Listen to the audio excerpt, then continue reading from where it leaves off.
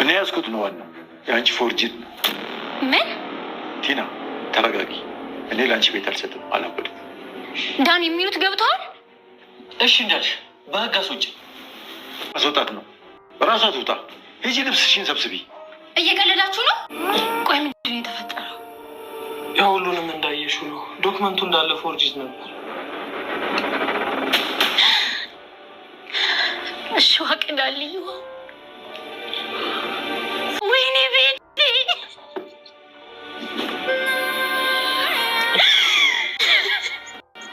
ይኸውልሽ ተረጋጊና አሁን ያበላሸሽውን እንዴት ማስተካከል እንዳለብሽ ነው ማሰብ ያለብሽ። ተረጋጊ አትበለኝ። ህልማችንስ ወይንስ እና ባባን እንጂ እኔ ማባረር እቅድ አልነበረሽ። በቃ አንቺ አሸንፈሻል። ትናንት ግን እኔ ረስተሽ እነሱን ውጡ ስትይ እኮ ተስማምተን መስሎኝ ነበር። ትሁት አሁንም እኔ እና እሱ ባልና ሚስት ነን፣ አልተፋታንም። ባልሽንማ ትናንትና እንዳባረርሽ ቁጠሪ። አንቺን የሚያይሽ አይነት ስሜት ከተሰማሽ ተሳስተሻል። እሱን እንኳን አውቃለሁ፣ ግን አንቺ ከኔ የተሻልሽ እንደሆንሽ እንዳታስቢ። ከአንቺ ቀለሞችሽ ውድ ናቸው። አሀ፣ ስለዚህ ካሌብን አስበሽዋል ማለት ነው። ወዴት?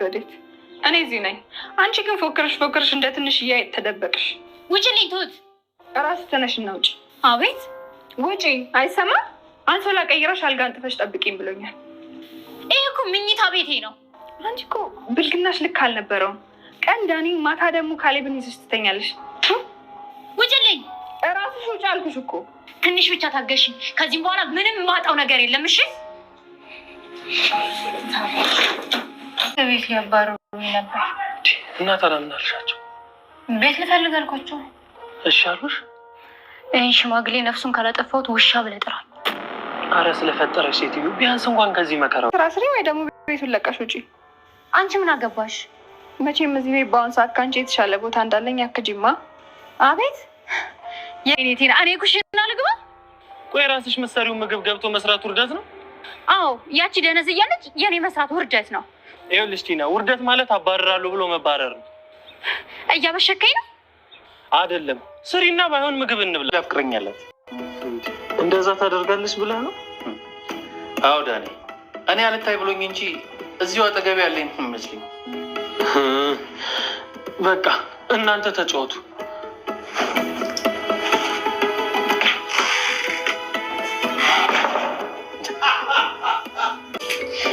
ቹት በእናትሽ ቢያንስ አንቺ ክታፊ ሚኪ። ኧረ እባክሽ ይሻላል። ይልቅ ቶሎ በይ፣ እራት እየጠበቁኝ ነው። ወይኔ አይኔ ተቃጠለ። ቲና በስተመጨረሻም የነ ቃሌብ የቤት ሰራተኝነት ተቀጠረች። እንግዲህ ይህንን ያደረገችው በራሷ እጅና በራሷ ጥፋት ነው ማለት ነው። ከቤት ለማስወጣት የተነሳችው ቲና አሁን ላይ ግን ከቤት የምትወጪው እኛ ሳንሆን አንቺ ራስሽ ከቤት ትወጫለሽ በማለት ሽማግሌው አስጠንቅቆ ነግሯታል። ምክንያቱም አንቺ የያዝሽው ዶክሜንት ፎርጂት ነው፣ እኛ የያዝነው ደግሞ ትክክል። እኔ አብጃለሁ እንዴ ለአንቺ ቤት ፈርሜ የምሰጥሽ በማለት እንግዲህ ያለውን ነገር እውነቱን ተረድታለች። ስለዚህ ሁላችሁም ጠቅላችሁ ከቤት ውጡ ስትለው ስትወጣጠረው የነበረችው ቲና አሁን ሽምቅቅ ብላ ቁጭ ብላ ትገኛለች ማለት ነው። ሲቀጥል ደግሞ ትሁት ማረፍ አለባት፣ የቤቱን ስራ አጠቃላይ አንቺ መስራት አለብሽ በማለት እንግዲህ ተወስኖባታል ማለት ነው። ምክንያቱም ከዚህ ቤት ጠቅልል ብለሽ ውጪ ብለዋት ነበር፣ ግን ደግሞ አልወጣም ብላለች። ያው ሚስትህ እንደሆን አትርሳ ቃሊብ በማለት ቃሊብንም እያናገረችው ትገኛለች። በስተመጨረሻም እንግዲህ ከቤት ካልወጣች ደግሞ የትሁትን ቦታ የምትይዥው አንቺ ነሽ፣ ስራ ትሰሪያለሽ፣ የቤቱን ስራ አጠቃላይ አንቺ ነሽ የምትሰሪው፣ ምግብ ትሰሪልናለሽ፣ ታቀርቢያለሽ፣ ለትሁትም ትሰሪላታለሽ በማለት እንግዲህ ሽማግሌው አስጠንቀቋታል ማለት ነው። እሷ እጅግ በጣም እያለቀሰች ትገኛለች። እንዲሁም ደግሞ እንዴት እሰራለሁ እያለች እየተነጫነጨችን ቢሆን ግን አሁን ላይ መስራቷን ቀጥላባታለች ማለት ነው። በነገራችን ላይ በጣም ቲና እጅግ በጣም ነበር እየተናደደችው። ቤቴ ቤቴ እያለች ማለት ነው።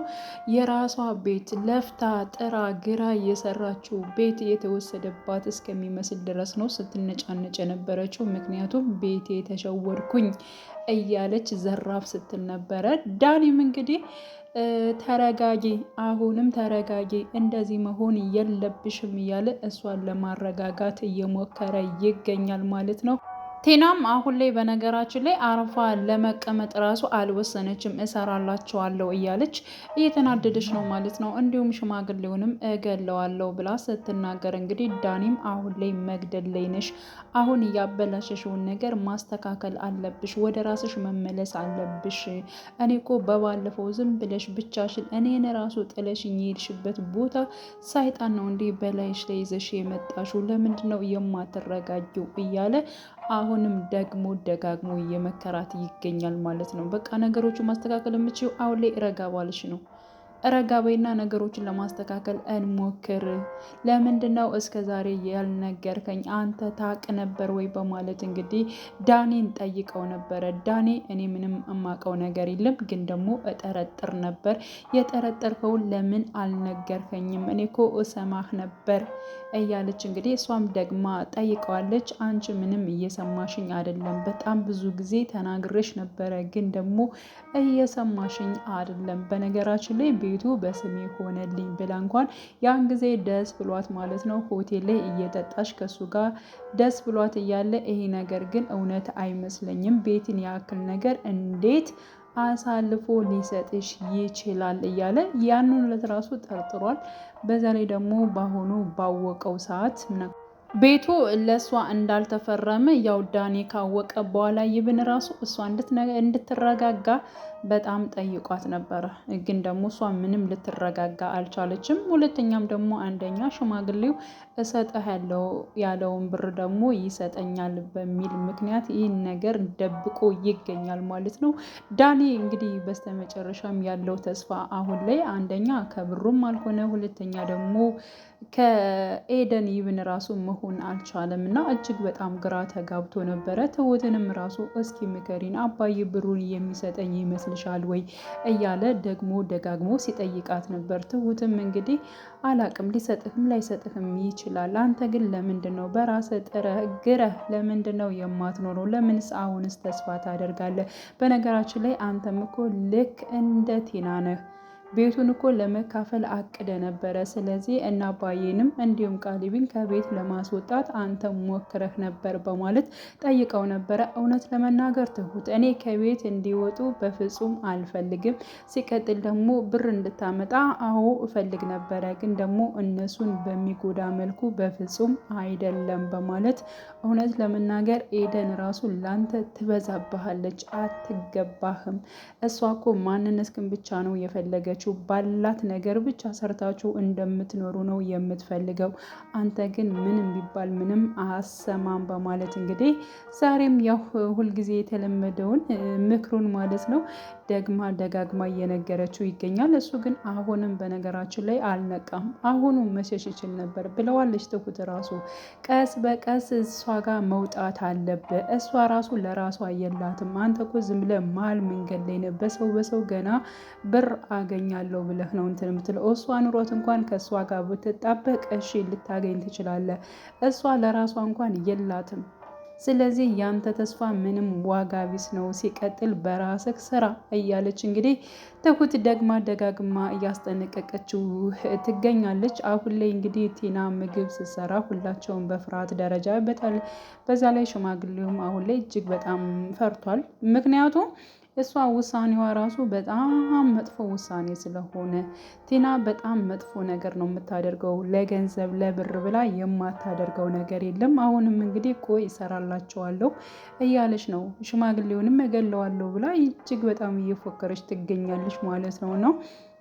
ምግብ ስትሰራ አንቺ እያት ምንም ነገር እንዳታደርግ ተጠንቀቂ። እንዲሁም ደግሞ ለራስሽም ትስራልሽ፣ ካልሰራችልሽ የሚርብሽ ከሆነ ደግሞ የራስሽን ብቻ መስራት ትችያለሽ። ትሁት በቃ እሷ ነሽ መስራት ያለባት፣ አባዬ እንዳለው እሷ መቀጣት የግድ አለባት በማለት ቃሊብም ምናልባት ማታ ለእናንተ ካልሰራችላችሁ ምንድነው የማደርገው የሚል እኛ ከውጭ በልተን እንመጣለን ብለዋታል ማለት ነው። ስለዚህ ቀን ላይ ምንም ብትል እንግዲህ ትሁት ቴሌቪዥኗን እያየች ሶፋ ላይ ቁጭ ብላ ነበረ። ቲናም እንደዚው ያው ቲና ምግብ ስሪልኝ የሚል ነበር ትሁት እየተናገረቻት ማለት ነው። እና እንዴት እንደዚህ ትናገሪኛለሽ? አንቺ አሸነፍሽኝ እያለች እንግዲህ ተናግራታለች። በነገራችን ላይ ግን ደግሞ አሁንም የቃሌብ ሚስት መሆኔን አትርሺ በማለት ለትሁት ተናግራለች። ትሁትም ባልሽን እኮ ትናንትና ከቤት አባረሸዋል። ስለዚህ አሁን ምግቡን የምትሰሪልኝ ከሆነ ስሪ፣ ካለዛ ደግሞ ሲመጡም ቢሆን ለነሱ እናገራለሁኝ። ግን ደግሞ ራሴ ሰርቼ እንደበላሁ ነው የምነግራቸው በማለት በማስጠንቀቂያ ነግራቸዋለች። ዳኒም እጅግ በጣም እየራበው ይገኛል። ቲናም እንደዚያው ምግብ መስራት አልችልም በማለት እሷም እንደዚያው እየራባት ይገኛሉ ማለት ነው። ዳኒ ትሁት የሰራችው ትንሽ ስለነበር በልቷል። እንዲሁም ቲና ደግሞ ርዋት ነበር እየዋለችው፣ ግን ደግሞ ማታ ሲመጡ ግዴታ ስለሆነባት ስትሰራ ነበረ። ስትሰራ እጅግ በጣም እየተናደደች ሽንኩርት እየከተፈች እያለቅስ። በነገራችን ላይ እንደ ሴትነት መስራት አለባት። ሴት ሆና ምግብ መስራት ካልቻለች በጣም ከባድ ነው የሚሆነው ማለት ነው። በተለይ ለራሷ ሆድ ጭራሽ ከሰው ትጠብቃለች። በጣም ነው የሚያሳፍረው ማለት ነው። እና ለእሷ በጣም ትልቅ ትምህርት ነው ብዬ ነው ማስበው። ዳኒም ብሏል ማለት ነው። እህቴ ላይ የምናደርገውን ነገር ምናልባት ቅር ብሎ ይሆን እንዴ ዳኒ በማለት እንግዲህ ቃሌብ መልሶለት ነበረ።